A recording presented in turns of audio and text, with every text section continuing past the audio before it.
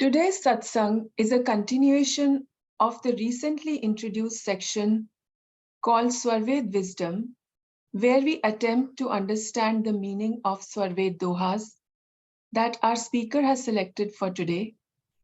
This will be an interactive session, so please ask questions and share your thoughts and understanding once the speaker has explained the Doha and its meaning. I would also like to request that we keep the discussion focused on the topic and ask questions related to the topic so that we can understand it thoroughly.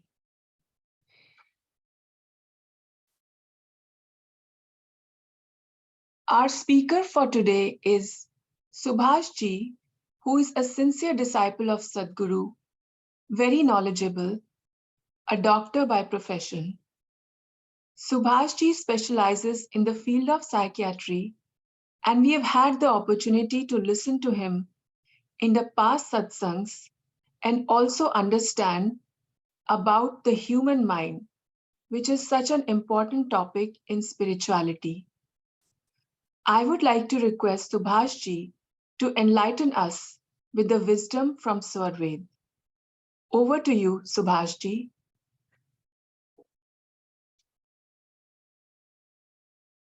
Sadhgurudev to all. Thank you all for joining today's satsang, for organizing this satsang. Neetuji for being a great host, and Jessica Ji's soulful voice, very touching and full of the essence. Today's Swarved Wisdom, it's my understanding that we will be discussing fifth mandal, fifth adhyaya, sixth and seventh sloka. We are talking today about fifth mandal, fifth chapter, sixth couplet. Udha viraj ras chahate, साथ चाहते मान, एक म्यान दो खड़ग सम, नीच भाव ज्ञान.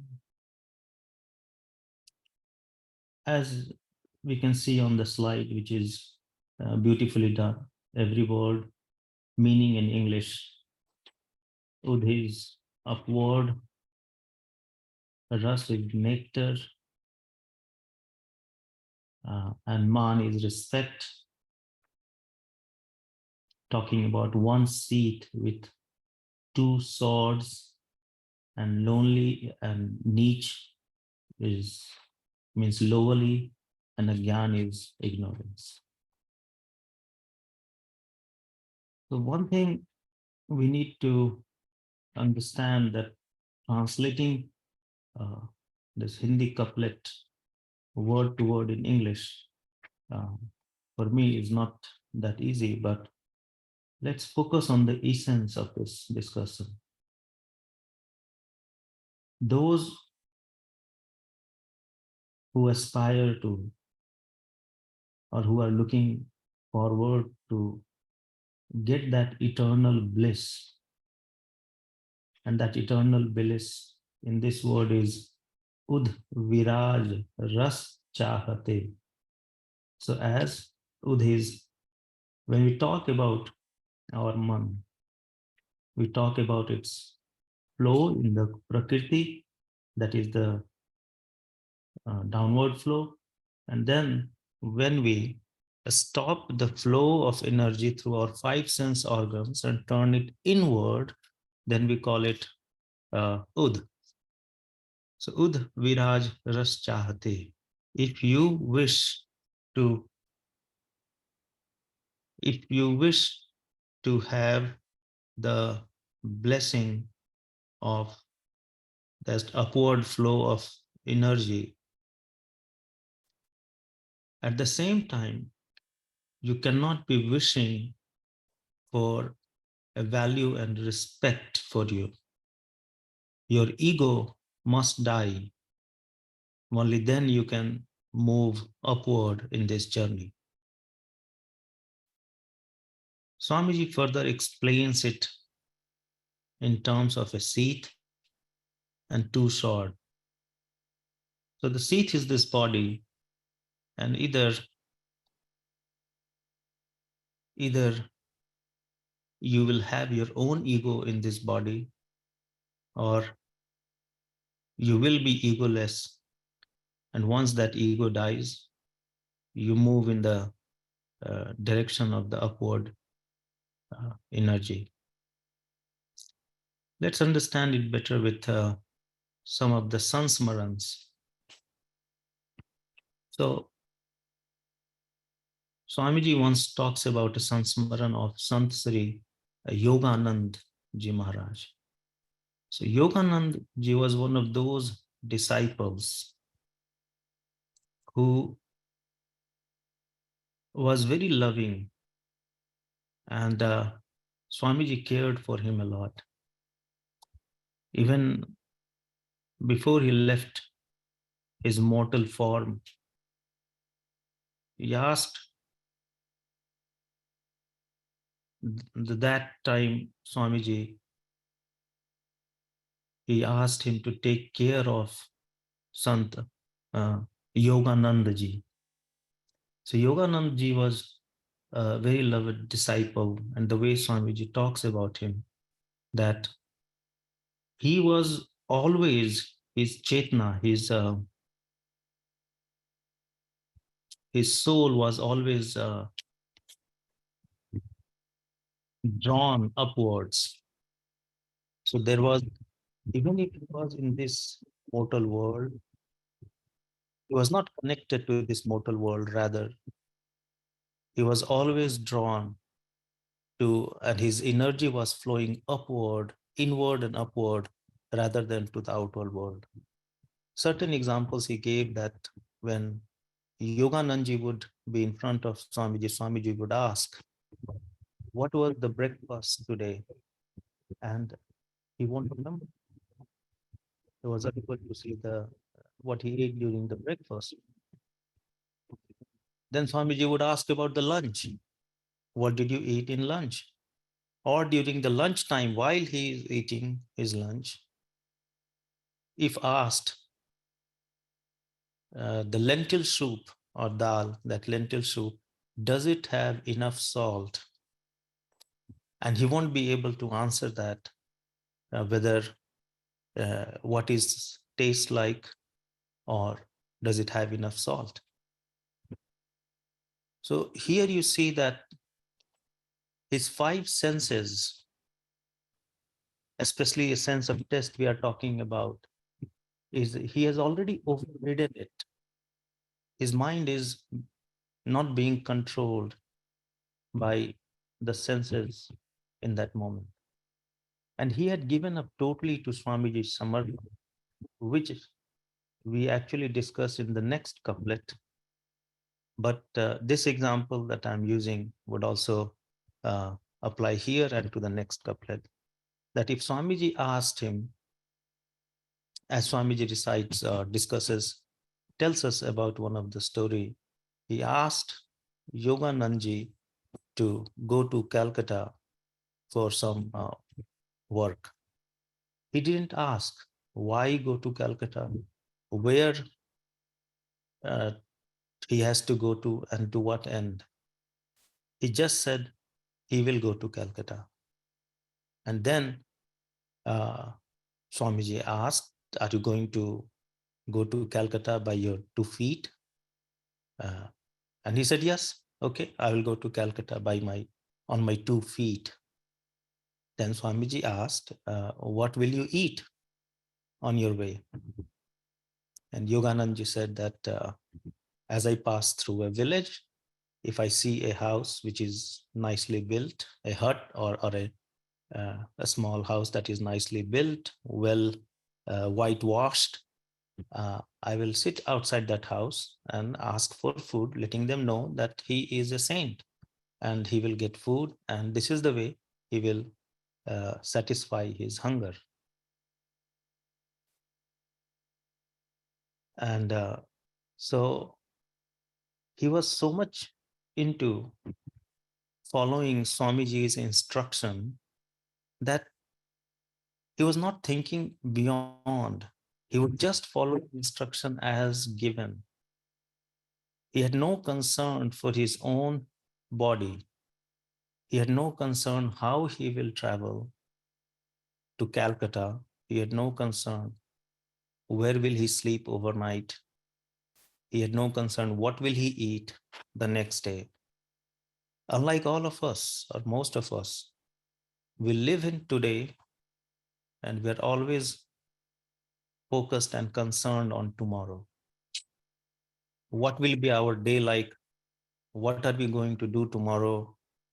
Where will I get the food, source of income, and whatnot?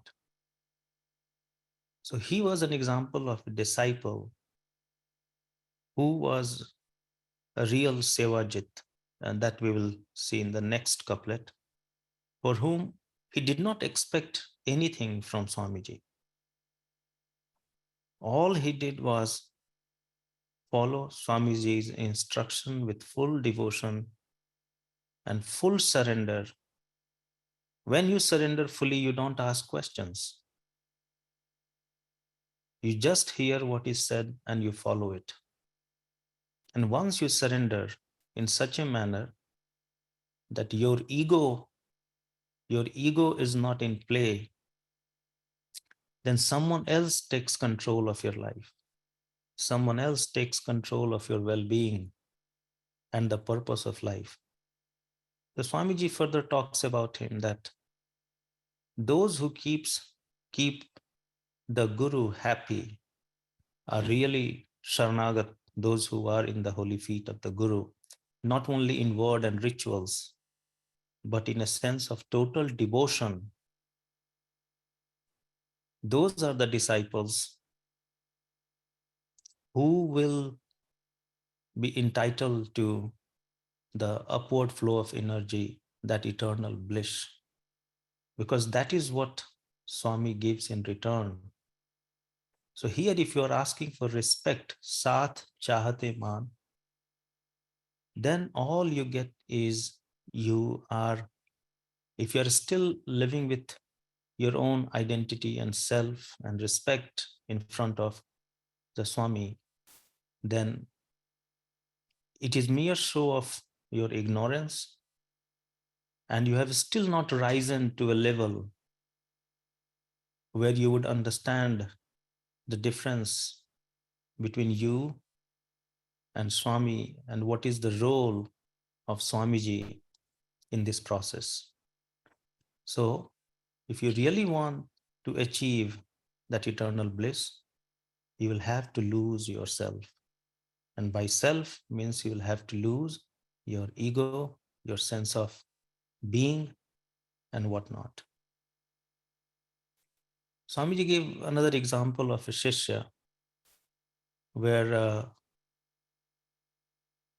Swamiji was initiating a group of people. During the process of initiation, he saw that someone is sitting behind all the group, the entire group.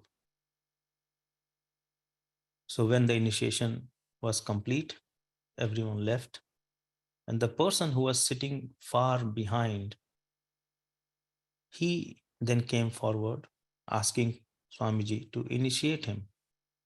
So Swamiji said that you were sitting in this room and I initiated others. So in that process, you heard me and even you all got initiated. Why didn't you come closer? He said, I am a PhD. I have two PhDs. I'm a uh, learned, educated, well-to-do person of the society. And I cannot be sitting with these other people and cannot have the initiation with all these people. Swamiji said, okay. Then Swamiji re-initiated him with the first stage of Vihangam Yoga. And then he questioned again that Swamiji, I told you I'm one of the learned people. I have PhD in two subjects. And it doesn't seem like that you initiated me or gave me any knowledge. So the way the knowledge comes is through Kanfukwa Guru, means some mantras are uttered in the ears, which is very unique to that disciple. So that concept in itself is a kind of meditational technique practiced by somewhere where a particular mantra is told by the guru, which is unique to the disciple, and it is told in their ears. So he questioned Swamiji that you did not say anything in my ears, and you're talking about the fact that I have already been initiated. So Swamiji tells this story to let us understand that no matter how knowledgeable you are in the world, with your worldly knowledge, your worldly belongings, you are still ignorant. You may have everything that this earthly human being needs to survive and flourish in this day-to-day material life, but that does not equip you with the real desire, commitment, devotion to attain, to even understand that level of to understand that knowledge, to understand spirituality, and let alone you being someone who is fit for that spiritual knowledge, or being a recipient of that spiritual knowledge. So that is the essence that I gathered. And before I go to the next couplet, I believe that I should open it to discussion, Nituji, or should I discuss the second couplet also and then open it to discussion? Thank you, Subhashji. I think we can ask if someone from the audience has a question, and then we will move to the second couplet. Okay, thank you. So if anyone has a question on this couplet, or you would like to share your thoughts or understanding, please share.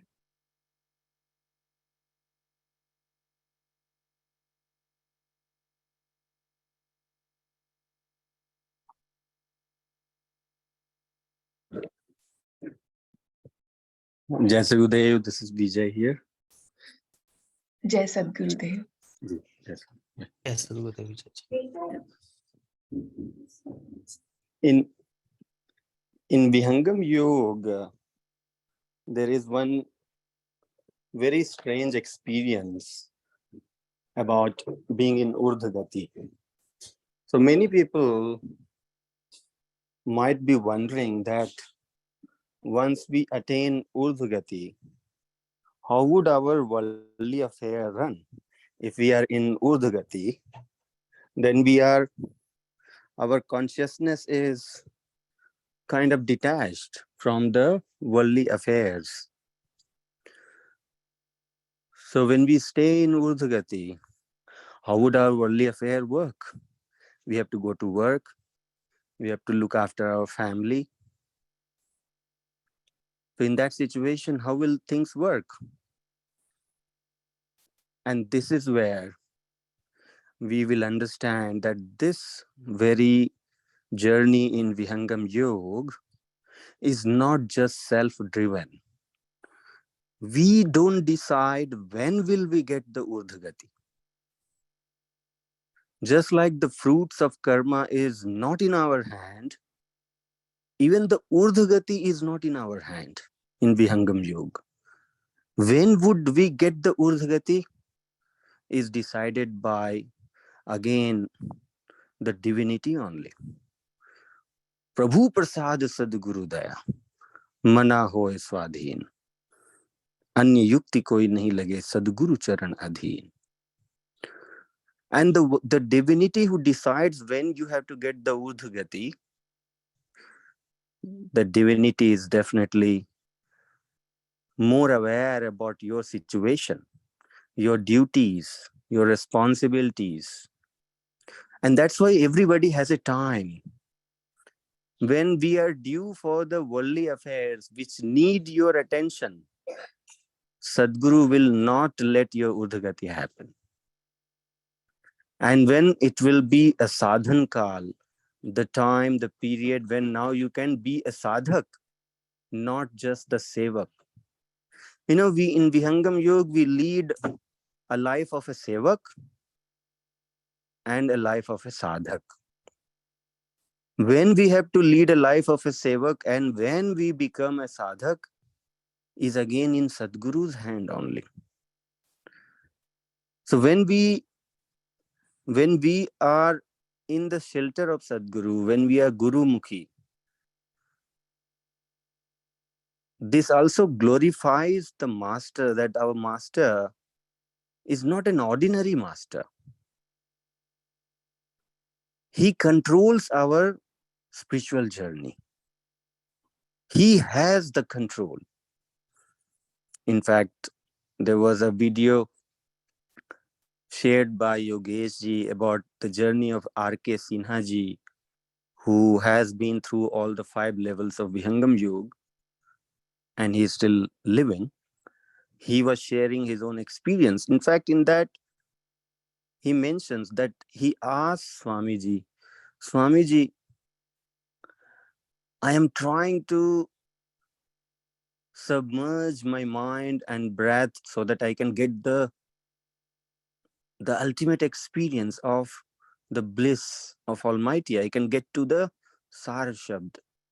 But I'm not able to hold my breath and mind to a point. I'm not able to control it. When will it happen? How will it happen?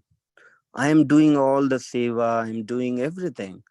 But that ultimate bhumi, I am not able to keep my consciousness over there. And the answer from Swamiji was this, that you have the time. That means Swamiji wanted him to first deal with certain more worldly affairs. He said, when the time will come, I will give you that.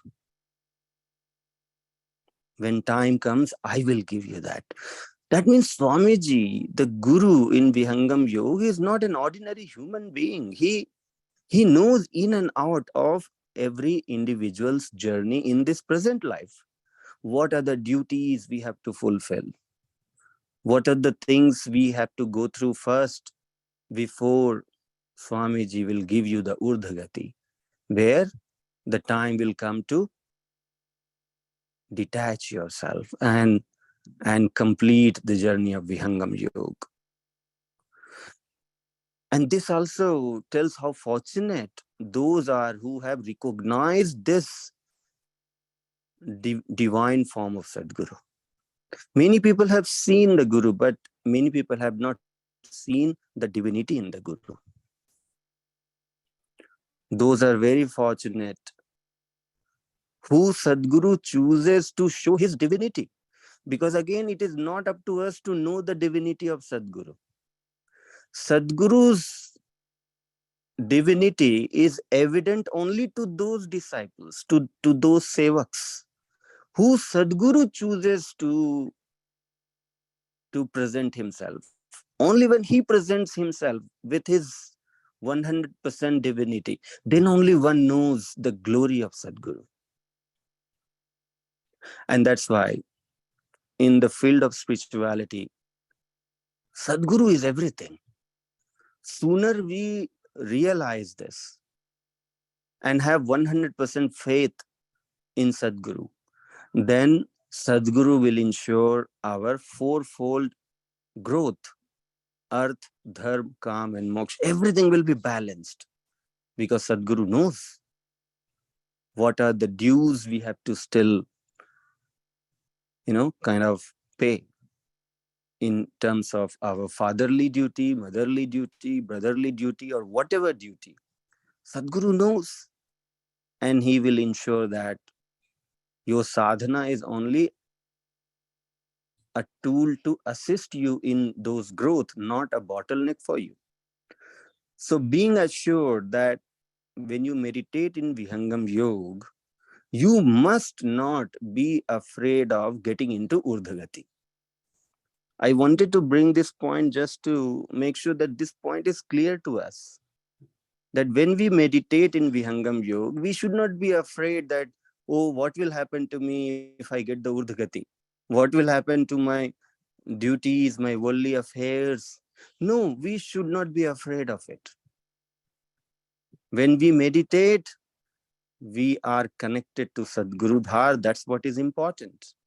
When we meditate, we are making sure that we are ready for the Urdhagati whenever Sadguru wants. Otherwise, the day Sadguru wants us to get the Urdhagati and we are not present in meditation, we will miss it out. We'll miss it. So we have to be regular in meditation without worrying about Urdhagati. We just have to do our part, and Sadguru will do his part when the time is right. Jai Sadgurudev.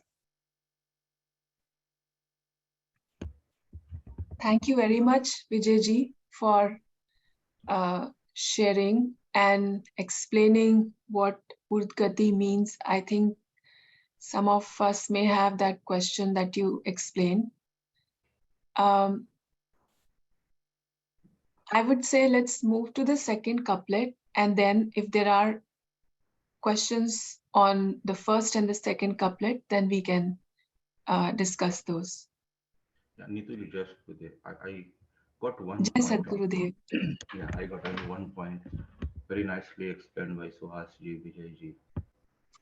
I'm just reminding because just now it came into my mind like we know about Sugriv, who used to live in, it's during Treta Yuga, in Risyumukh Parvat.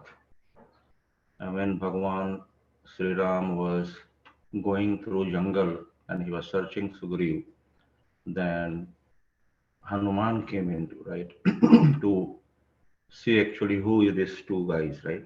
You remember, like, and he was explaining everything in Sanskrit, and he was not knowing in front of him is his own Lord. So the meaning is, no matter how good in our worldly knowledge, but when it comes to the knowledge of inner well-being, it comes to the devotion, these all are useless. It's nothing to do with this all. A pure devotion at the level of soul only works. That's it. Thank you. Jai Sakadeva. Thank you, Niranjanji, for sharing your thoughts and explaining more on this Doha. I would move to the second couplet for today and would again request Subhashji to explain this to us. Over to you, Subhashji. Thank you, Nituji, and thanks to Vijayji, Niranjanji for further explaining that couplet. Coming to the couplet, fifth mandal, fifth chapter, seventh couplet. सेवाजित उत्तीर्ण को विश्वलभ्य न होए, मुक्ति ताहि पीछे फिरे, सदगुरु सेवक सोए. सेवाजित उत्तीर्ण को, see, sevaks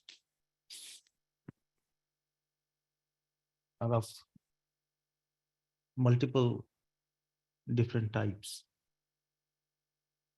Who is a sevak? Sevak is the one who is involved in the service. And as we know that we all are involved in the service, but there is a difference of who will be called as Sevajit Shishya, the disciple who can be Sevajit. As you can see on the slide, the meaning of the word Sevajit, conqueror through Seva. So let's try to understand that we as devotees, we as disciples, uh, in Bhagavad Gita, the disciples have been divided into 4 different kinds. One, who prays or who shows devotion when they are in distress, that is, when they seek divine help. Those, second one, are those who long for wealth. Third are those who are seekers of truth. And fourth are the men of self-realization. So you see, you get what you want. You get what you are looking for, what you are aspiring for. As Vijayji referenced, that calm earth uh, and all the resources of this worldly belongings. If you, that is what you aspire, if you aspire a lot of wealth, if you aspire uh, good health, family, you get it. But the fourth kind of the disciple is the one who, by its sincere, his or her sincere devotion and effort, is the self-realized soul. And this is the one soul who gets nearest to the Supreme Soul. So the meaning of the first line, that Seva Jit Uttirnako, a disciple who has conquered through Seva, Vishwa Alabh na hoye, Vishwa world alabh, unattainable, na hoye, means the entire world is available to him. Whatever he wishes, he gets it. Whatever he needs, he gets it, including liberation from the cycle of birth and rebirth and death. If you are a disciple who has won your guru through your seva, then liberation is just a matter of guru's choice. The freedom from the cycle of birth and death is not that you have to achieve. It is bestowed upon you as a blessing of Sadgurudev. So, as Vijayji was saying, that Udharva Gati is something that Sadguru, whenever he wants, he gives it to you. So here in this couplet, the importance is of your utmost devotion, your utmost commitment, to the extent, as I was giving you the example of Yoganandji, that he was so devoted to Swamiji that he just had to hear one instruction and he would not think beyond that. He would not think what would happen next, where he eats, where he sleeps, what will happen to him. Can he travel on his bare feet to Calcutta, or he needs other means of transport? So that is what a Sevajit Shishya is, that his body, mind, everything is devoted in the service of Sadguru. And for this kind of disciple, Sadguru takes care of such disciples, and you attain the real purpose of human life just by being Sevajit, just by uh, putting yourself in the service of Sadguru. Now, this service, bhakti or devotion, as Swamiji in one of his uh, discourses, he talks about it in a manner I am unable to do justice to the way it was said, but I will give it a try. That what kind of service, what kind of seva, what kind of commitment it should be for you to be someone who should get mukti as a gift, who should get liberation from birth and rebirth as a gift from Sadgurudev. For that, what should be your qualities? The lining goes this way. चातक आठो याम की शशि चकोर किरीट भृंगी स्वर मृगा चले अहिरमणि जैसी प्रीत चातक आठो याम की शशि चकोर किरीट भृंगीश्वर मृगा चले अहिरमणि जैसी प्रीत पपिहा टेकहि ना तजे सलभ दीप तननाश ऐसी प्रीति जो संत की दर्शन छठवां मास पपिहा टेकहि ना तजे सलभ दीप तननाश ऐसी प्रीति जो संत की दर्शन छठवां मास. Very beautifully, Swamiji explains through this couplet that we need only 6 months. If we have that level of devotion and commitment in which we have given ourselves completely, then we don't need more than 6 months to attain that supreme bliss, to attain that stage of liberation, and to be where we aspire to be, or we are working our way through. What should be our qualities which will make us attain this stage in just 6 months? Here the examples are given from nature and the qualities of certain birds and insects. For example, the insect which is around the light. So, papiha tekahi nataje, salabh deep tananash. Again, I'm not breaking down individual words, but I will just be saying the essence. And if there is a mistake, I apologize. So the essence that I understand is that just like the insect, you see, if there is a diya, there is a candle, or what we call as diya, if that is lighted, and if you will see during the spring season, just after rain, the insects are around that diya, around that light.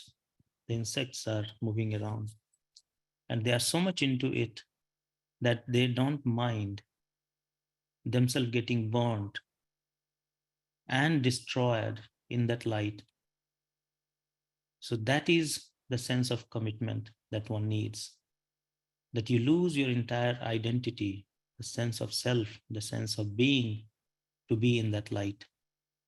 Same as the bird, papiha. Papiha is a bird who does not drink any water other than the water of Swati Nakshatra. It waits, it closes its beak. Even if it is in a lake, it does not drink. It waits and waits and waits And only when he gets the drop from the Swati Nakshatra, only then he drinks it. So he tells us about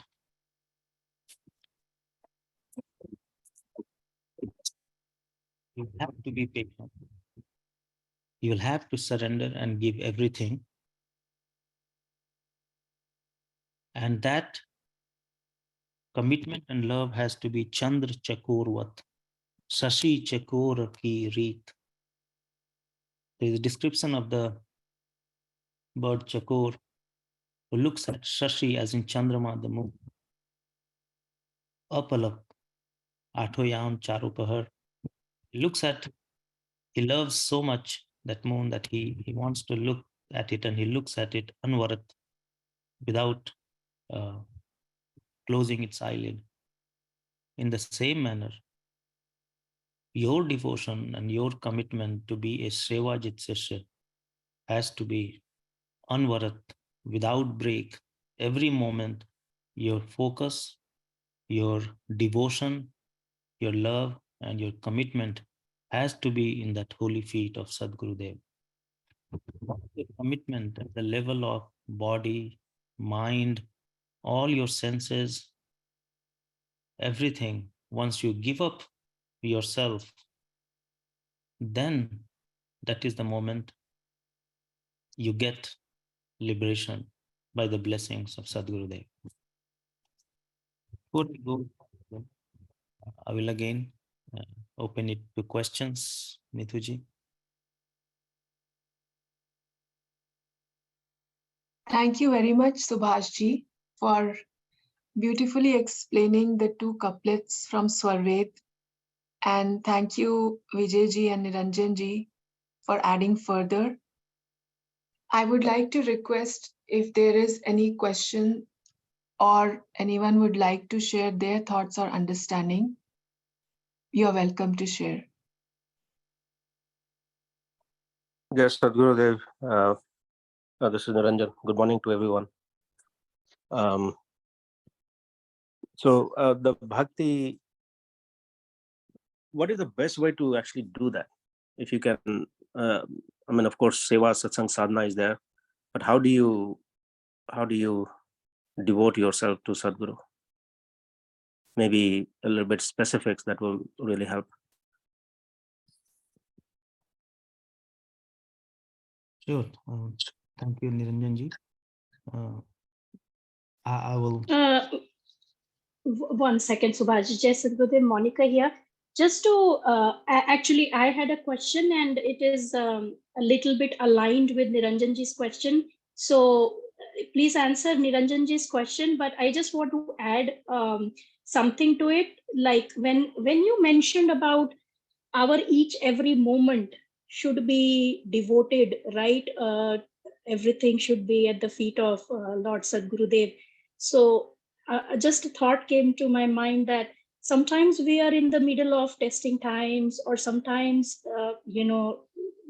the Kal plays its like role, right, in our lives, when sometimes unknowingly or unconsciously we may not be having that level of devotion at every moment in our day. So and Niranjanji has asked the same thing as to how do we do this bhakti, which is unmatched, right? Because here we are talking about those disciples that like Yogananji, and like you're mentioning about that Sevajit Shishya, how that fourth category of Sevajit Shishya is who rise above the other kind of Shishyas.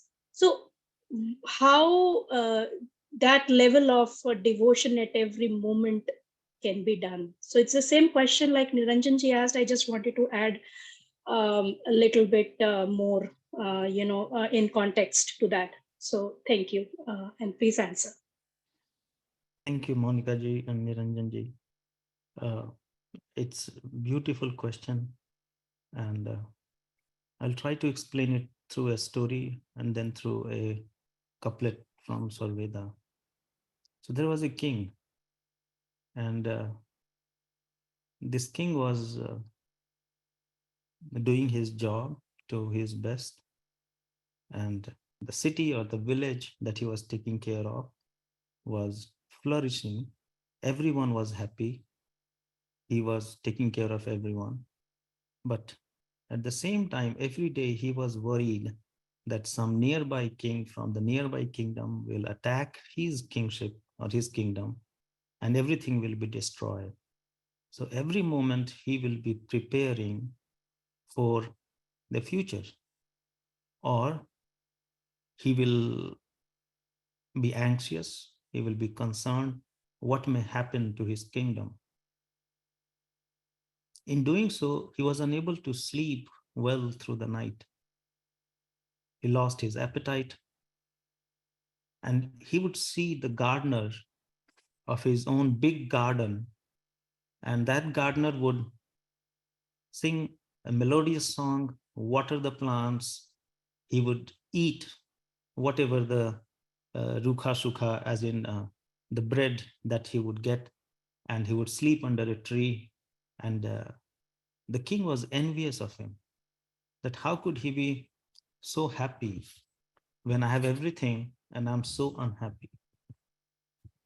Time passed by, a monk came to the king. So king shared his concern with the monk, that I am not sure why I am always unhappy, always stressed, thinking about what may happen to my kingdom, what will happen to the people I care for. I have lost my appetite, I am unable to sleep well. Then the monk suggested that give your kingdom to someone else, and then your worries will go away. So he said, who could it be? Then he had only one heir, one son who was 5 years old. King said, I cannot put my son through this. He's just 5 years old and he cannot bear the burden of this kingdom. After thinking a lot, then the monk suggested, uh, if you do not see anyone suited enough to take care of your kingdom, uh, you can give it to me. I will take care of your kingdom. So the king was happy. He said, I'm totally happy with it, and I will give you my kingdom. This way I will be free from every issue, everything that is going on. So then the monk suggested, now that you are free, what do you plan to do? He said that I plan to do a business. Then the monk said that, you know that I am the king now, and the treasure is in my control, and I don't give you any money for business. I don't see that that money would be worth spending. So the king understood. He said, okay, if no business, then I will do a job for someone. This way I will make some money. So the monk said, why don't I hire you? Why don't you work with me? He said, okay, I can work for you. So then he said that, okay, so I give you the reign of this kingdom. You will be working for me, and I want you to take care of this kingdom. And the monk went back to his hut, and the king was back on the throne, much happier because he had no responsibility. The responsibility was of monks, that anything bad happens, anything good happens, the monk will have to be taking care of it. His job was to just lead his life. And he led a happy life. No war happened. His sleep restored, his appetite back to normal, and he could feel the same happiness that is being felt by the gardener. What do we learn from it? Is that every moment we feel ourselves responsible for something going on. We feel we can change this, we can correct this, we have to take care of this, we have to do this, and we have to do that. The moment you realize and understand that my job, my work is only to execute, the outcome is not under my control.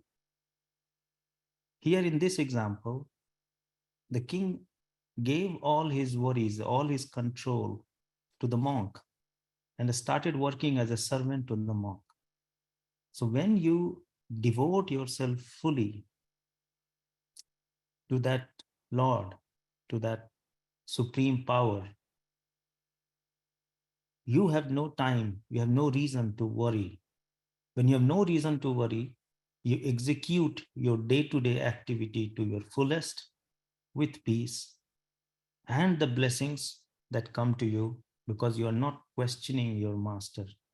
Here, the master being the God. Now, how do you do that? There are two things in this. What is unique to soul is that soul attends the nature of where it is. If soul is with the body, inside the body, then soul thinks himself of as a body and it executes every task of the body.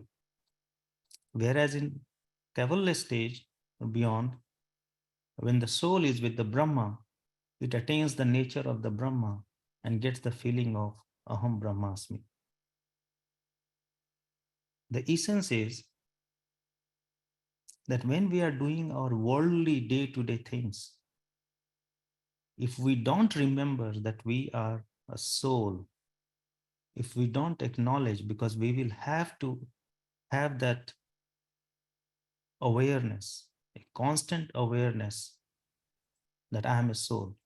If you are a soul, you will be longing for your real humble abode. You will be longing to go to the place where you have come from.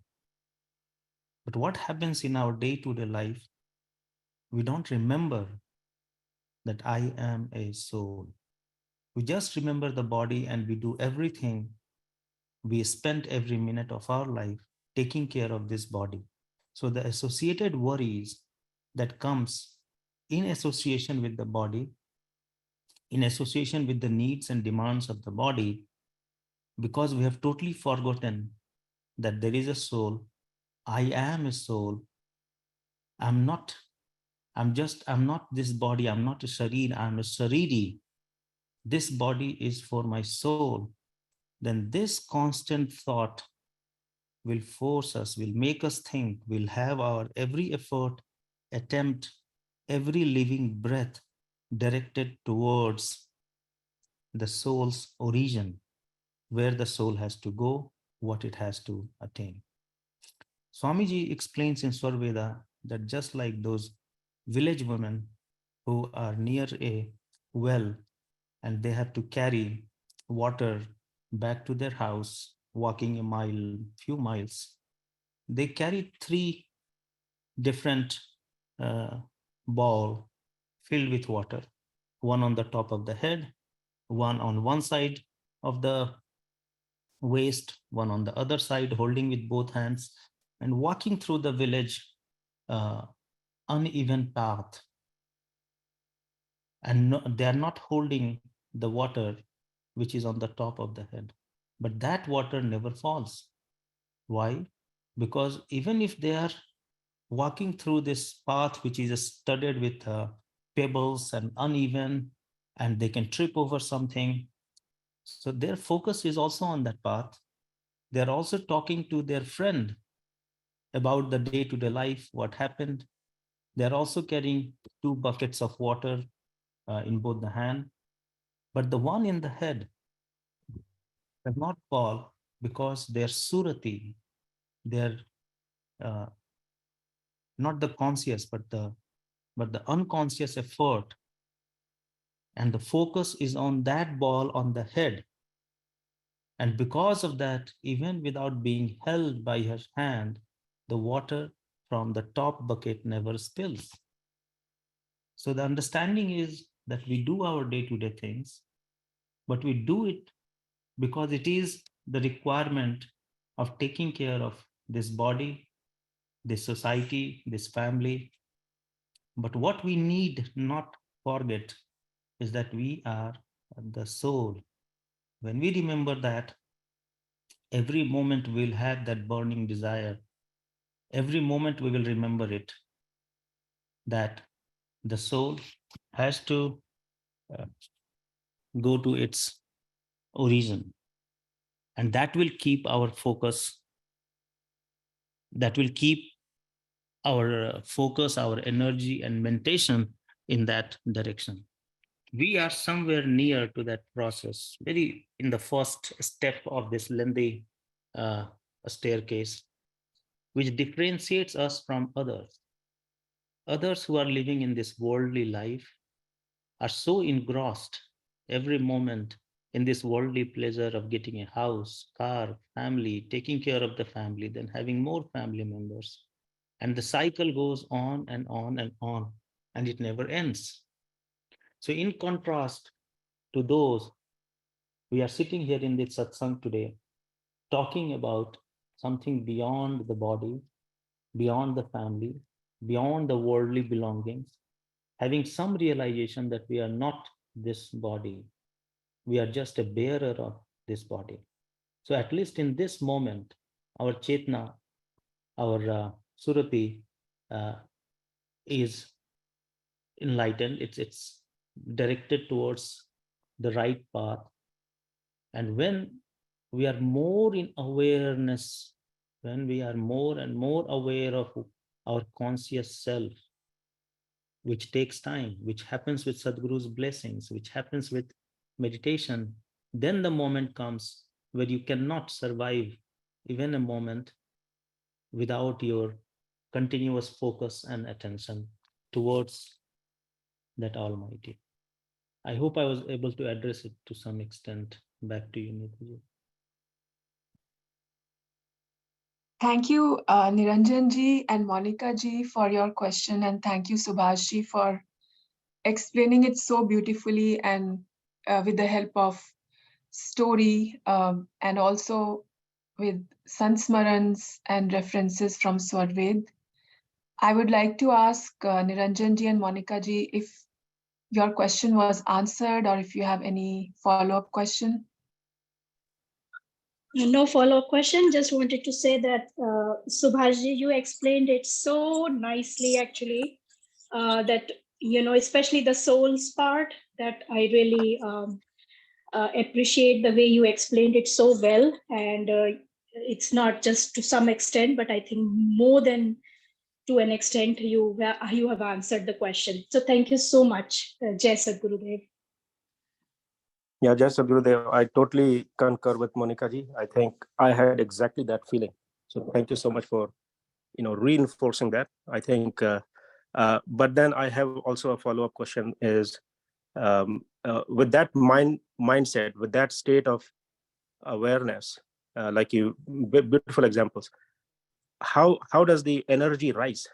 Because I'm assuming that the Sadguru blessing will happen once the energies will rise.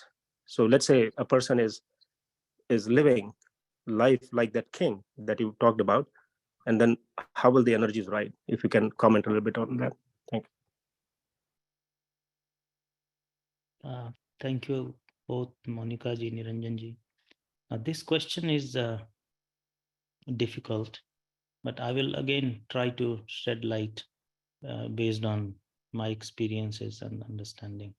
Does not mean I'm absolutely correct. So, how would that energy rise? Let's just start from our day-to-day life. What did we do this Sunday or Saturday?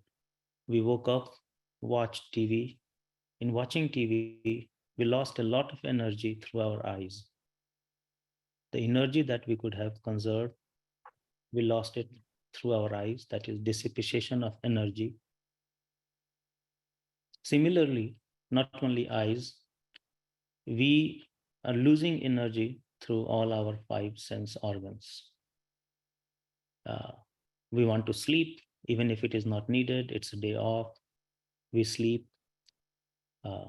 So, what I want to emphasize here is that in our day to day life, we are happy, we are at peace as long as these five sense organs meet their need. Now, let's take another example of a person who is done with this. Even if weekend comes, they feel rested, but they don't feel at peace. Instead, they are suffering with their own thoughts. The thoughts, what to do next? What is the life meant for? What is the purpose of life? Where will I go beyond this daily, day to day things? What will come next? So, these thoughts, I would say, is the beginning that differentiates one from the other billions of human beings in terms of what one is trying to get or achieve from this life. Once you have that question in your mind, who am I?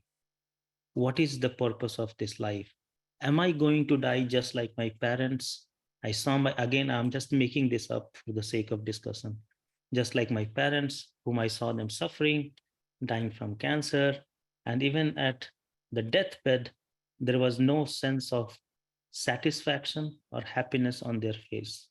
Am I going to go through the same process in my life? So here comes your first step of realization that definitely life was not uh, meant for this. We don't want to feel at our deathbed bewildered, dissatisfied, and our soul's hunger unappeased. So that realization of what is the feeling when you are leaving the body, when you are at your deathbed, which you gain as an experience of when you see others, when you read about others, or it comes from within you based on your prior uh, life, then you start looking for Guru. And that is the way most of us got attached to some or the other meditation techniques and finally reached here to Vihangam Yoga. Now, from day to day belongings to the question of what is the purpose of life, then we found a Guru. But once we find a Guru, some of us starts following the the instructions just as a ritual. That in first stage of Vihangam Yoga, you just have to sit down 15 minutes, 20 minutes, 2 times a day. You have to focus at the tip of your nose, and gradually things will happen. Yes, it will happen for a beginner. When you have to build an edifice, when you have to build a castle, you cannot just be digging the foundation your entire life. So this is the foundation. You have to look at the tip of your nose for 20 minutes. But you have to, once we acknowledge and understand that the soul's journey is way beyond that. So the same way when we want something from someone, we commit ourselves. We are working in a company, we give our best. In reward, the company gives us promotion. Same is somewhat a give take relationship in our day to day things. We commit, we devote, we work hard, we get something in return. Whereas that commitment and devotion, when it comes to meditation, is all about your own realization of self, and where your goal is and how to attain it. The attainment is only through the blessings of Sadgurudev. So that is your realization. To realize, to make that realization come true, you will take effort, you'll make effort. And the effort is being a Sevajit Shishya. Means if you know that it's only the Guru, the Sadguru, who can take me on that path and make the purpose of my being complete, then you will devote yourself completely. As your devotion begins, and here again in Swarveda, Swamiji gives example of the Virahani. Virahani as in the lover or the wife whose husband has left or has gone on war or do something. She looks at that path ek tak. She looks at that path through her window, continuously watching that path, not knowing when her husband or the boyfriend will come back on that path, and that will satisfy her eyes, the way the eyes are hungrily looking at that path for days and months and years. So when you know that the answer to your hunger, soul's hunger, is with Sadguru, you develop that love, you developed that devotion, a devotion in which you give up everything. The moment that stage comes, every moment your Chetna is in the memory of Sadguru. Every moment you are remembering that Sadguru, regardless of whatever you are doing in the physical realm. And when that stage happens, as we all know, Sadguru is watching everyone. He knows everyone and he knows what is happening in everyone's life. And that is the way you get the blessings of Sadguru Dev. And with the blessings of Sadguru Dev, as your energy level or as your energy is devoted to the holy feet of Sadguru, his blessings comes on to you. I'll tell you one small story about Sukhnandan Si Sadaji. I was listening to one of his discourses where he talks about that the first time when he was in Bokaro, uh, he randomly met someone who asked him, "Are you Engineer Sahab?" His profession is as an engineer. And that XYZ person told him that, "Oh, so you are Sukhnandan Si Sadai, the engineer Sahab." He was surprised. He did not know this stranger. He did not know how could he even know his name when he has never met this stranger. So that person showed him a letter written by Swami Swatantra Devji Maharaj. That letter clearly stated that in Bokaro, it is a city in Jharkhand. In Bokaro, you will look for Sukhnandan Si Sadaji, who is an engineer, and he will help us, or he will be the sole source of Prachar Prashar. He will be the sole source of this knowledge being spread in that area. He was surprised that how could he get a letter from an ashram which he has never heard of, he has never known about, and he is getting this letter to a stranger who is bringing him in question. I see that the time is up, so I won't go in detail of what happened next. But the core is that Swami knows everyone. This is a belief. And that belief system is true if you are experiencing it. If you're not experiencing it, then that belief system is a hoax. So based on others' experiences, the belief that Swami knows everyone and he knows what is happening in one's life, he knows what has to happen and what will be done by his disciples. He knows it, he controls it. When Sukhnandan Si Sadaji went to meet, or he got an opportunity to meet Swami Swatantra Devji Maharaj, then he told him that, "Oh, so you are Sukhnandan Si Sadaji." So he was surprised that you don't even know me, you don't recognize me by my face. Then how did you write a letter to a unknown person who was your disciple, who is your disciple in Bokaro, giving my reference to look for me? Then Swami Swatantra Devji Maharaj told that his father, Sri Dharamchandra Devji Maharaj, wrote a letter, or whatever he left. In that letter, it was mentioned that on this date and time, you will contact this person in Bokaro who will be responsible for the spread of the knowledge in that area. So why I'm discussing this story is that it's all from within you. Once you make yourself more capable by understanding who you are, what you are, where you are from, you develop, you constrict, you conserve your energy, and that energy is then drawn inward and upward. And then the magnet, that Sadguru, pulls you based on your commitment and devotion. Back to you, Neetaji and Niranjanji. Thank you, Niranjanji, for your question. And thank you, Subhashji, for answering the question and sharing your wisdom on the couplets of today by giving various references, sansmarans. So this was a very beautiful and enlightening discussion. Looking at the clock, let's move to the next phase of today's satsang, which is warrior and inductees of the week.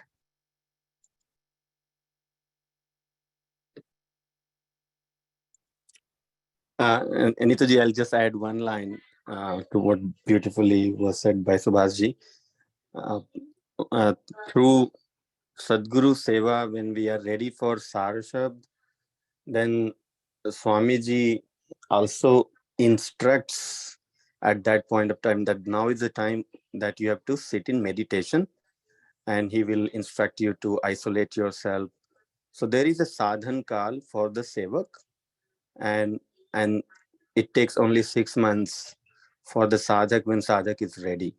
So when we are in seva throughout, but Swamiji will at one point of time also instructs that now is the time for you to do sadhana.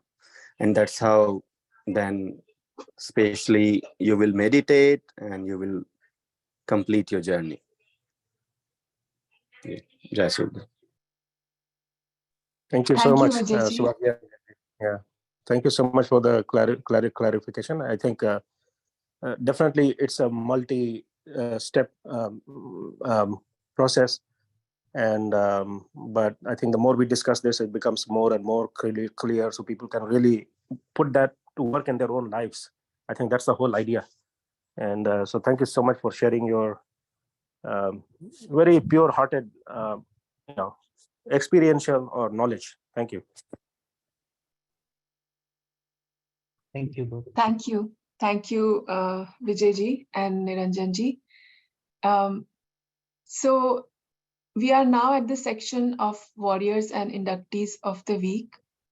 We all know that the best time to meditate is Brahma Muhurt between 3 a.m. and 5 a.m., but most of us fail to do so. To encourage this, Navy has started this initiative where participants who have joined the WhatsApp group called Brahma Muhurt Warriors practice meditation on their own during this time and report the status as done on the group once they have completed their meditation. There is no session to join. Warriors of this week are those disciples who have done meditation in Brahma Muhurt every single day of the week. Their names are Surya Alam Raju ji, Tejinder ji, Bhagwati Patel ji. Congratulations to the warriors and thank you for being a constant source of motivation. Inductees of the week are those disciples who have done meditation for at least one day during the week or most days of the week. Inductees of this week are Srirang ji, Yogesh Sirsagar ji, Amit Talekar ji, Maya ji, Prachi Shirsagar ji. Congratulations to the inductees and thank you for inspiring us with your sincere efforts. If any one of you is interested to join the WhatsApp group for Brahma Muhurt Warriors, please let us know and we can add you. We have now reached the last phase of today's satsang. The final prayer is Shanti Path, and I request everyone to be seated for the Shanti Path. In the Shanti Path, we chant for peace for everyone who exists in this universe. May Sadguru Dev bless the entire cosmos with peace, love, and prosperity. I request Devji to recite the last few lines of Shanti Path for us. Over to you, Devji. Shanti Path.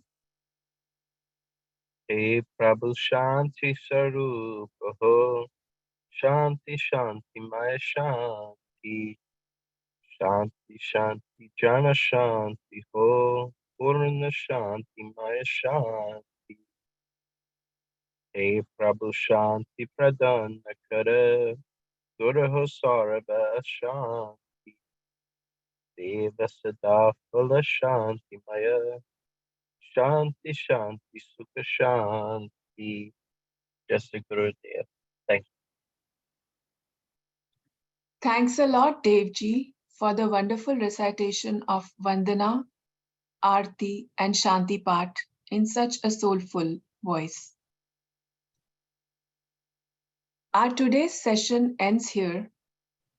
Today, we learned that how important it is for us to keep our focus on our aim to unite with the Almighty, to purify ourselves while still doing our worldly duties that we have been assigned. And how important it is for us to have that humble feeling and be constantly engrossed in seva, sadhana, and satsang. It is only through this humbleness and the feeling of seva, that pure bhav in us, which will happen gradually, that we will progress on this path of spirituality. And the time will come that Sadguru Dev knows that when we are ready through this process, that we will move to the next phase in our journey. So with this constant surrender to Sadguru Dev and being in constant seva, will we be able to progress, and we will see this happen gradually. That is the faith that we should have. I would like to thank Jessica ji, Subhash ji, Dev ji, Vijay Kumar ji, Niranjan Kumar ji, Niranjan ji, and Monica ji for their seva in today's satsang. I would like to thank each one of you for joining the session and encourage everyone to ponder over the topic we discussed today. I pray to Sadguru to bless you with peace, prosperity, and progress. See you all next Sunday at 10:30 a.m. Eastern Time on the same Zoom meeting. Have a wonderful day and week ahead, and Jai Sadguru Dev.